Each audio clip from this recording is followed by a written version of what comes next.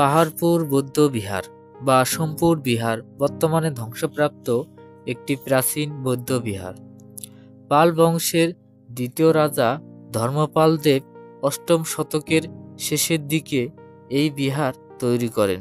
এটি বৌদ্ধদের জ্ঞান বিজ্ঞান চর্চার অন্যতম কেন্দ্রস্থল।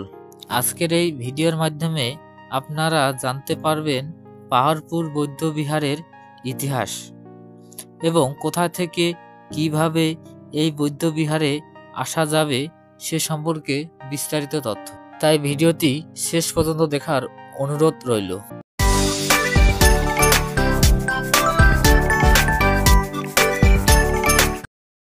পাহাড়পুর বৌদ্ধ বিহার বা সোমপুর মহাবিহার এটি নওগাঁ জেলার বদলগাছি উপজেলার পাহাড়পুর গ্রামে অবস্থিত। এর দূরত্ব নওগাঁ জেলা শহর থেকে 32 কিলোমিটার এবং জয়পুরহাট জেলা শহর থেকে 13 কিলোমিটার। আমরা সেখানে গিয়েছিলাম নীলফামারী থেকে ট্রেনে করে। এই জন্য আমরা জয়পুরহাট স্টেশনে ট্রেন থেকে নেমে পড়ি এবং সেখান থেকে অটোরিকশা নিয়ে পাহাড়পুরের উদ্দেশ্যে রওনা হই। জনপ্রতি ভাড়া পড়লো আমাদের 40 টাকা করে। অবশেষে আমরা পাহাড়পুরে চলে আসলাম। পাহাড়পুরে প্রবেশ মূল্য দেশি পর্যটক 30 টাকা, মাধ্যমিক ও উচ্চ মাধ্যমিক স্তরের শিক্ষার্থীদের জন্য 10 টাকা, সার্ক বহির্ভূত বিদেশি পর্যটকদের জন্য 500 টাকা, সার্কভুক্ত বিদেশি পর্যটকদের জন্য 200 টাকা। তাই আমরাও জনপ্রতি 30 টাকার টিকিট কেটে ভিতরে প্রবেশ করলাম। সোমপুর মহাবিহার অষ্টম শতকের শেষের দিকে পাল বংশের রাজা ধর্মপাল দেব বৌদ্ধ বিহারটি তৈরি করেন। শুধু উপমহাদেশে নয়, চীন, তিব্বত, মিয়ানমার সহ অনেক দেশের বৌদ্ধরা এখানে আসত ধর্মচর্চা ও জ্ঞান অর্জন করতে। দশম শতকের বিহারটির আচার্য ছিলেন অতীশ দীপঙ্কর শ্রীজ্ঞান। অনেক পণ্ডিত মনে করেন এটি পৃথিবীর বৃহত্তম বৌদ্ধ বিহার। বিহারটি আকস্মিক ধ্বংস হয়ে যাওয়ার কোনো খোঁজ পাওয়া যায়নি। ধারণা করা হয় বৌদ্ধ ধর্মের মতাবলম্বীর অবসান, হিন্দু প্রধান সেন বংশের উত্থান এবং মুসলিম বিজয়ের পর ধীরে ধীরে বিহারটি লোকশূন্য হয়ে যায় এবং এক সময় পরিত্যক্ত হয়ে মাটির নিচে চাপা পড়ে যায়। পরে প্রায় 600 বছর হারিয়েছিল। স্যার আলেকজান্ডার ক্যানিংহাম 1879 সালে এই বিশাল স্থানটি আবিষ্কার করেন। অমূল্য এই পুরাকীর্তিটিকে 1985 সালে ইউনেস্কো ওয়ার্ল্ড হেরিটেজ সাইট হিসেবে ঘোষণা করেন। এই বিহারটি প্রায় 27 একর জমির উপর বিস্তৃত। বিহারের উত্তর দক্ষিণ দিকে 273.7 মিটার এবং পূর্ব পশ্চিমে 274.15 মিটার বিস্তৃত। এর মাঝে প্রায় 21 মিটার উঁচু কেন্দ্রীয় মন্দির রয়েছে। ধারণা করা হয় এক সময় মন্দিরের উচ্চতা আরও বেশি ছিল। মাঝখানের এই মন্দিরটিকে দূর থেকে পাহাড়ের মতো দেখায়। 3 ধাপের এই মন্দির দেখতে ক্রোশাকার। প্রতিটি ক্রোশ বাহুর দৈর্ঘ্য 108.3 মিটার ও প্রস্থ 95.45 মিটার। বাহুর মধ্যবর্তী স্থানে আরও অতিরিক্ত কৌণিকভাবে দেয়াল যুক্ত আছে। মন্দিরটির কেন্দ্রে দরজা জানালা বিহীন একটি ফাঁকা চতুষ্কোণাকার প্রকোষ্ঠ আছে।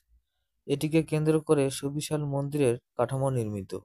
মন্দিরের দেয়ালে অসংখ্য টেরাকোটার কাজ দেখতে পাওয়া যায়। বৌদ্ধ ও হিন্দুদের বেশ কিছু দেবদেবীর মূর্তি অঙ্কন করা রয়েছে। বিহারের ভিক্ষু কক্ষ প্রতিটি বাহুর মধ্যস্থলে পৃথকভাবে তৈরি কক্ষ বাদে বিহারের 4 বাহুতে এরূপ 177টি বাসোপযোগী কক্ষ আছে। প্রতিটি কক্ষের অভ্যন্তরীণ পরিমাপ 4.26 মিটার গুণন 4.11 মিটার। শেষের যুগে 92টি কক্ষে অলংকৃত বেদি নির্মাণ করা হয়। প্রথম অবস্থায় সবগুলো কক্ষ ভিক্ষুকদের বসবাসের জন্য ব্যবহৃত হয়েছিল। মূল মন্দিরকে বর্গক্ষেত্রের মতো ঘিরে আছে ঘরগুলো। দূর দূরান্ত থেকে আগত তান্ত্রিক সাধকগণ ও শিক্ষার্থীবৃন্দ অবস্থান করত এই ঘরগুলোতে। বিহারের মধ্যবর্তী উন্মুক্ত স্থানে আরও কিছু ইমারতের ধ্বংসাবশেষ পাওয়া যায়। বৈশিষ্ট্যগুলো শনাক্ত করা সম্ভব হয়েছে এমন স্থাপনার মধ্যে আছে ভোজনশালা ও রন্ধনশালা এবং কিছু নিবেদন স্তূপ ইত্যাদি। বিহারের উত্তর দিকে প্রধান প্রবেশমুখ রয়েছে। প্রবেশমুখের সাথে রয়েছে জাদুঘর।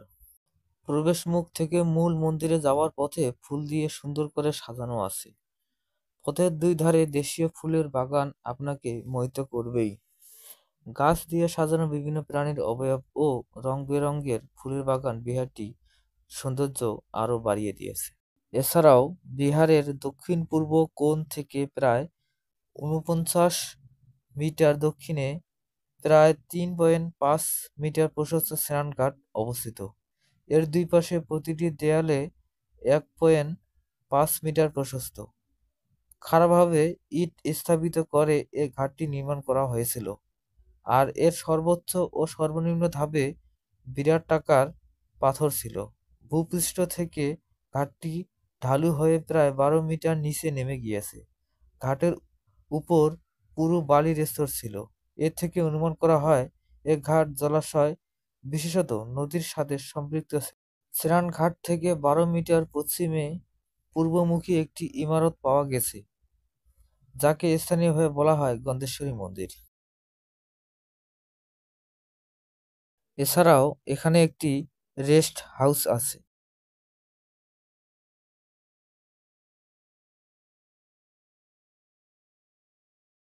বিভিন্ন স্কুল কলেজ থেকেও অনেকে এখানে শিক্ষা সফরে আসেন।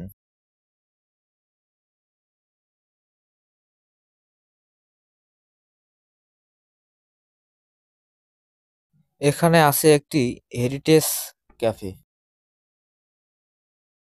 তো বন্ধুরা, আমাদের এই ভিডিওটি আপনাদের কেমন লেগেছে তা অবশ্যই কমেন্ট করে জানাবেন এবং নতুন নতুন ভিডিও পেতে আমাদের এই চ্যানেলটি সাবস্ক্রাইব করে রাখবেন। ধন্যবাদ সবাইকে।